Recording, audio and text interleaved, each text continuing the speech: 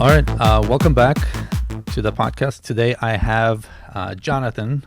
Jonathan is actually my nephew, and he's in the healthcare business. So, Jonathan, welcome aboard. Hey, hi. Thanks for having me. I know it's been a bit because you've been doing a few podcasts already, but this is my first time on here. So, first time ever doing a podcast too. So, I think this is pretty cool. So it's great having you on the podcast here. I know you went through medical school. You've gone through quite a bit of stuff in your life as far as education and career and so on, although you're still young. I just want to learn a little bit more about your life there. So maybe for the audience out there, give a little bit of your background. Where did you grow up? How was high school for you? Sure. Yeah. Well, backtracking, it's not medical school, it was nursing school, so not as intense, but close enough to it. So my parents both came from Ukraine. I started off in New York. That's where I got all my education. Went through elementary school, middle school, high school. Throughout high school, I started in the fire department as a volunteer, just as an explorer, up until when you graduate. When you turn 18, you become a firefighter. So during that time frame, I was also in EMT school at the same time when I was going through high school. So to backtrack for my medical career, I essentially started as an EMT, graduated, passed all the exams at 18, and I started working as an EMT then. So what? How did you come to the conclusion that you wanted to be a nurse? So, yeah, I was getting to that, but essentially, I wanted to be a paramedic at first, but between the time frame of working as an EMT and becoming a nurse, like the schooling and all that, it was right around the same time frame, because at this time I was also in college, and I was taking biology courses, so I was working for my biology degree. Paramedic school is about 2 years. Nursing school, from the time I'd finished biology, was about 2 years for a bachelor's degree at that point in time, minus just like a year of prerequisites. So I didn't really want to go to med school because I knew the time frame and the length of time. Like, I would still be in school at this point, so being in med school and stuff. So I ended up deciding to switch career paths from biology into nursing instead of going to paramedic, because nursing has a greater range of opportunity, different career choices where you can work and all that. And paramedic is essentially, you're working one thing. You can go to a flight paramedic and work as a flight paramedic, be a chief or something like that. But as far as like opportunities go, career choices, what you want to do in life, and also the amount of money you can make is a huge difference from what a paramedic could do. So that's why I ended up going to nursing, and that's where I am today. So what was your driving factor, or what variable, what thing you considered most when becoming a nurse or going to nursing school and becoming a nurse? So as everyone would say, obviously the pay is a big contributing factor, but the fact that pretty much I can go to any state of all the 50 United States. Obviously different states have different licensures and stuff like that, but essentially when you're a registered nurse, you're a registered nurse, and you can go and work anywhere you want. As a paramedic, obviously there's different states and different licensures that you have to retest and take and stuff like that, so that's a lot harder to do that way. But as far as like nursing goes, you can just go into nursing and you're a nurse, and you're always a nurse, and that's your license. Mm-hmm. And kind of backtracking a little bit to high school, did you play sports in high school? What were you like in high school? Yeah, so when I started high school, my freshman year, I decided to, which was kind of like the driving factor of joining the fire department and stuff, I started wrestling, and one of my wrestling buddies is the one who kind of got me into the fire department, which obviously got me into working as an EMT because they kind of go hand in hand. So I started wrestling, and that's what kind of got me started with kind of like the healthcare stuff too, is trying to be physically fit, lifting and being physically and mentally strong. And that was kind of like the start of everything. So. You also lift weights. You went to some competitions. How did you get into that? So I also, at the time that I started wrestling, I also started working at a gym, and my neighbor owned a gym at the time. So I started off just cleaning it and stuff like that. Eventually got into staff and did managerial stuff for him for a little bit. And that kind of is what got me started into lifting. So once I was out of high school for a few years, I ended up meeting a great coach. He's still a great coach to this day. And up in New York, and he had done powerlifting for a little bit of time at the time and wanted to start teaching and coaching others. And one of my best friends and we started lifting with him, and eventually told us to do a competition, and that's what got me started into powerlifting. So cool. So just from the little bit that you shared already, it seems like in life there's different things that are in front of you, and you make connections through them. So like you were on a wrestling team, and there was a person there who was also in the EMT, or the fire department rather. So then you kind of did a little bit of that through that person, or you got connected to the fire department through that person. And because you were in the fire department, there was like some kind of EMT opportunity as well. And then like the medical field opened up through that, or at least your path to it. So definitely seems like for younger audience out there, just as a suggestion, like if you put yourself out there and try different things, you'll have a lot more opportunities if you go out and test things out, right? Yeah, I would say so. And it's also about like connections and who you meet. So obviously one person can get you interested in one field of things, and then that'll kind of bring out a passion in you for other things that you want to do in life, and kind of steer you in the right direction where you want to go. Yeah. And then you mentioned a coach, and you said he was a great coach. What do you feel is the impact of a coach on a person's life? So a coach can definitely see an outside perspective of what you can't see. So like in my case with lifting, I can see what I think I have problems with certain lifts, like squats, bench, deadlift. And I can only feel and see what I physically can feel and see. But having somebody from an outside perspective, seeing from the outside in, can give you kind of an insight of where to put your feet, where to put your hands, certain different other aspects of things in life. And I think that kind of carries over to other things in life also, like obviously schooling, work. You always need somebody there that is on your side, giving you constructive criticism on what they see from the outside in to you, instead of what you can see from the inside out. Mm-hmm. So being in the medical field, you've seen a lot of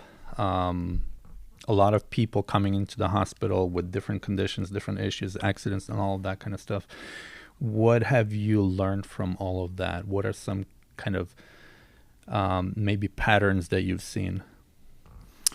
So the biggest pattern is, I would say, diet and motivation. So a lot of people kind of expect the healthcare field to fix their issues and fix their problems, when we just kind of give you a rough guideline, a rough kind of trajectory of where you should be going and where you should be taking yourself. But the work mostly rests upon the actual person. So you got to take care of your diet. You got to take care of lifting, working out, keeping your body fit and healthy. Otherwise, you'll end up sick, end up in the hospital, and end up requiring the needs of others to help you live your daily life instead of being able to do it on your own.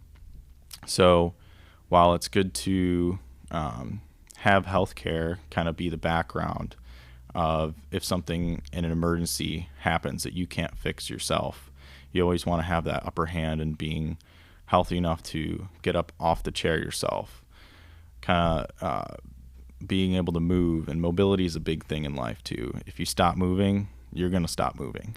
So that's one of the biggest things. And I know our diets nowadays are kind of quick eat, in and out, you leave, and because our lives are really busy. So I think that's a big impact too. So if you just take that time to prepare week by week or even day by day, prepare at the start of the day, I think eventually over time you'll see the differences. So Do you see a lot of like younger or middle-aged or older aged people in the hospital, like as far as patients, or what would you say kind of the ratio of younger to middle-aged to elderly are there in the hospital? I'd say more so the elderly, but I feel like it's also like cultural differences between of how they were raised and how the cultures were at the time versus how they are now. So obviously with like science and medicine and stuff like that, we can keep people alive longer, but at the same time, it's like the younger crowd kind of has more data on how to be healthy. It's just if they want to do it. While back then people were saying smoking is great for you. Now we know that it's not, but now we can see the effects of it years and years later. So there could be things today that we don't know that we say are healthy, but in 30, 40 years time from now, we'll be able to see the effects of those and say, oh, that wasn't healthy. So I think it's a generational thing between each generation, but we do see more, I guess, the elderly, the 65 plus in the hospital for most of the time is the same conditions. So heart problems, respiratory problems, kidney problems are the biggest kind of thing that we see. What are some lessons that you've learned kind of working in the medical field? Let's see. Obviously, the biggest thing is taking care of your own health and making sure you aren't physically dependent on somebody else to take care of you. That's kind of the driving factor. The biggest thing of like nursing is helping people up and getting them up and going to the bathroom, doing their daily tasks like putting on clothes, stuff like that. And that's kind of like the biggest thing that's been driving me to go to the gym, lift every single day. And then on top of that, the diets. So a lot of patients are overweight. At least the ones that we see in the hospital are overweight and not healthy. So that's kind of the driving factor for me personally, is keeping those two in check. So you mentioned motivation before, that diet and motivation seem to be the biggest challenges of the patients that come in to the hospital. And it seems like you're using what happens to them as motivation for yourself to keep yourself healthy. What's the impact of motivation versus discipline for you as far as eating right and going to the gym regularly? So discipline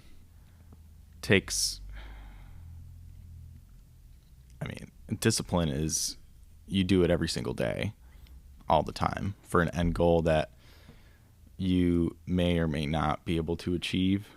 Motivation is what drives you that specific day. So the discipline is you see the end goal and you want to get to that goal. So you want to continue on until you reach that goal. But at the same time, once you reach that goal, you're going to move the goalposts a little further out and a little further out and a little further out. The motivation is you being at that goal. It's like, that's what I want to be at. I need to use that goal, that mindset, that body composition, that goal in life where I want to get up out of the chair by myself. I want to run a mile. I want to run 5 miles. Then once you reach that goal, that motivation drives that discipline. And once you reach that goal, you're going to be able to move the goalposts a little bit further and a little bit further. And eventually you'll look back 5 years from now and see the massive difference in the person that you became from 5 years prior to now. Mm-hmm. So when you say move the goalpost, sometimes one can think and be like, well, if you can never reach the goalpost because you're constantly moving, then why even try?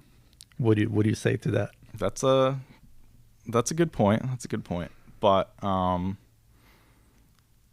if you think about it that way, then essentially in life, it's like, what do you want to accomplish? Like, what do you want to do in life? Do you want to sit down on the couch and watch TV every single day, and not accomplish anything?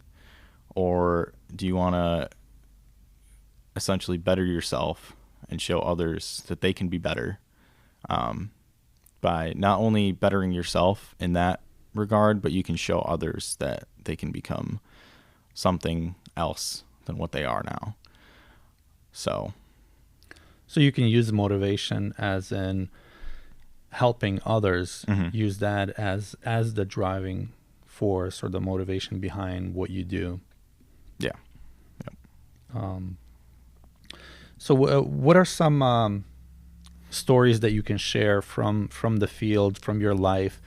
Back when I was an EMT, I was working with another EMT who's a little bit older. I think he's into retirement age now. But when I worked with him, real jacked, bigger arms than me, 6-pack abs, big chest. He lifted just as much as me.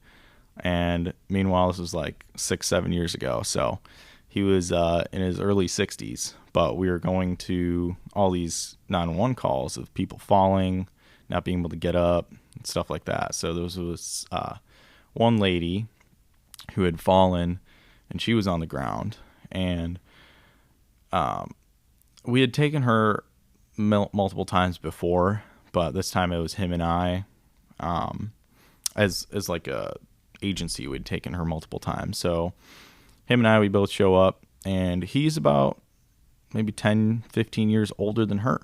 Mm-hmm. So she's like 50, he's in his 60s, and he's in better shape and condition. He's able to pick her up, and we got her up off the floor and kind of walked her. She needed to go to the hospital, so we ended up bringing her. But it's kind of it kind of gives you an eye opener of somebody who's 15 years younger than somebody who's retirement age, and they can't get up off the floor by themselves because of muscle strength or just habits and stuff like that. She was a smoker, and had all sorts of other issues and problems, most of which could be fixed if you take care of yourself appropriately. But it was kind of like an eye-opener to me. Like, it doesn't matter what your age is, but as long as you take care of yourself, you're going to be fit and healthy to do things on your own without needing somebody else's help. So another kind of factor with that too is I had just recently, a year or two ago, I had a patient who was in their mid-90s, and they had some sort of heart issue, but they were in the hospital, and they ended up doing pretty well, so they were going to get discharged and stuff, and I was taking care of him overnight, and he was able to get up, move, and walk on his own in his mid-90s, and I'm like, I have 65-year-olds that can't even turn themselves in the bed, and this guy's getting up and going to the bathroom totally on his own without an issue. So that's kind of a big thing. And I asked him how he's able to do that. And I mean, everybody has their own thing that they do, but he said he's been on the elliptical every single day, 20 to 45 minutes a day. He's on the elliptical, and he has that lower body muscular strength to be able to get up, move, and walk on his own. And especially being in the mid 90s, like that's a huge achievement. So that a lot of people can't even get to. A lot of people don't even live to their 90s. So for this guy to be able to do that, that's impressive. So move around, create a lifestyle where you're moving around constantly. So one of the sad stories that happened a while back when you were a firefighter or you were volunteering at that time in Webster, when there was a guy that I guess he set fire on his house or something like that, and then ended up shooting some firefighters.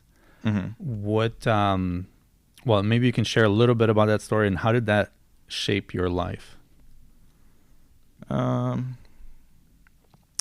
As far as health wise, it doesn't really like shape your life that way, because that's just a crazy situation. That's It's more mental, kind of like how did it shape your life mentally?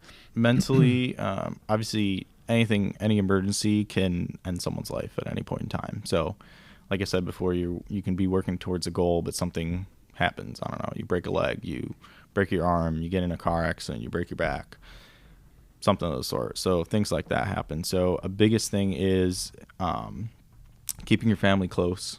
I know it's hard. Some family members people don't like, but you always gotta know you have a father, you have a mother, you have siblings, you have uncles, aunts, people in your family. They're still family to you. So treat them well, treat them with respect, because you never know when either you can leave this earth or whenever they leave this earth. And sometimes it's hard to and it's very hard to forgive, but and forget.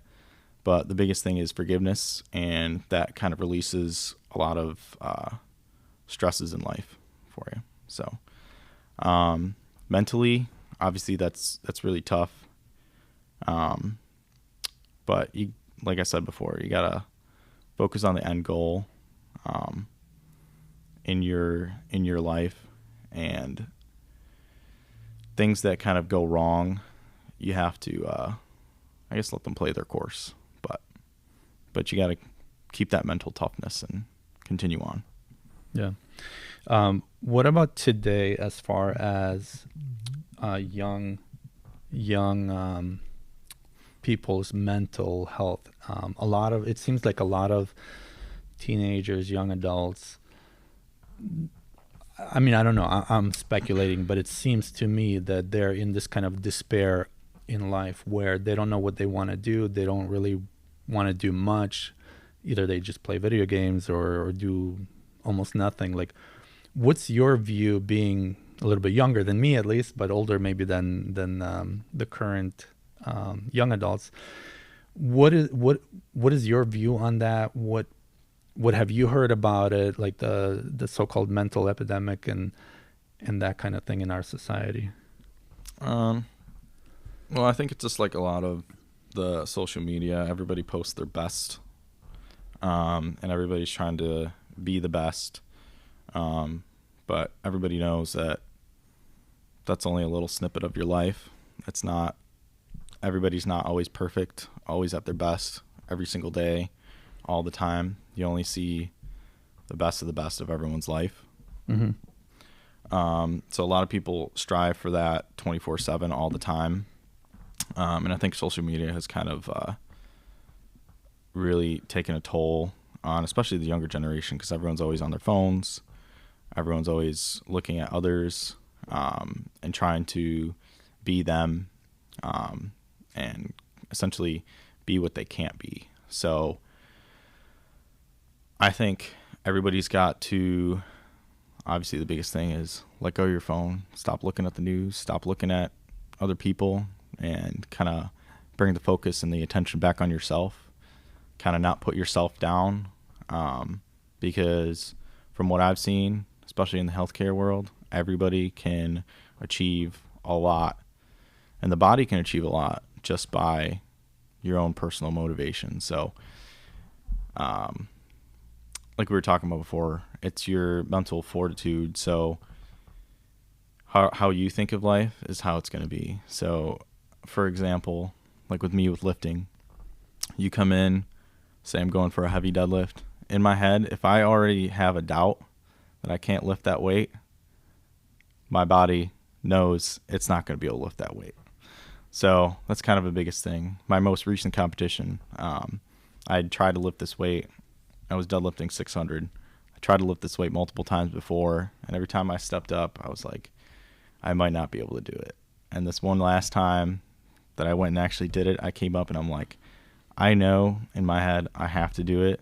I will do it, and I will do it. I stepped up. I lifted it. Yes, it was rough. It was hard, but I got through that little break, that little push point that kind of pushes you down, and I broke through it, and I got the lift, and I was able to do it. So it's a big kind of you just got to go through the mental roadblocks and run them over and keep plowing through them. So, but yeah, definitely mental state obviously has an impact on our physical and on our life completely there. What are some other things you'd like to share as far as health and medicine and things like that? So I've been looking up like a few different like studies and stuff. I'll have to find out the PubMed IDs for all these things, but a few big things that I had found was a lot of lower body stuff. So say working out your legs will also help you live a longer life. And that, I think that goes in hand with just being able to get up, move, and mobility wise. So that's one of the biggest things is mobility. The more mobile you are, the healthier you're going to be, and the more you're going to be able to do things. So that's why you see a lot of these, I guess, blue collar workers versus people who sit in offices all day. They're more physically fit, more physically able to do things in life, essentially due to the nature of their work.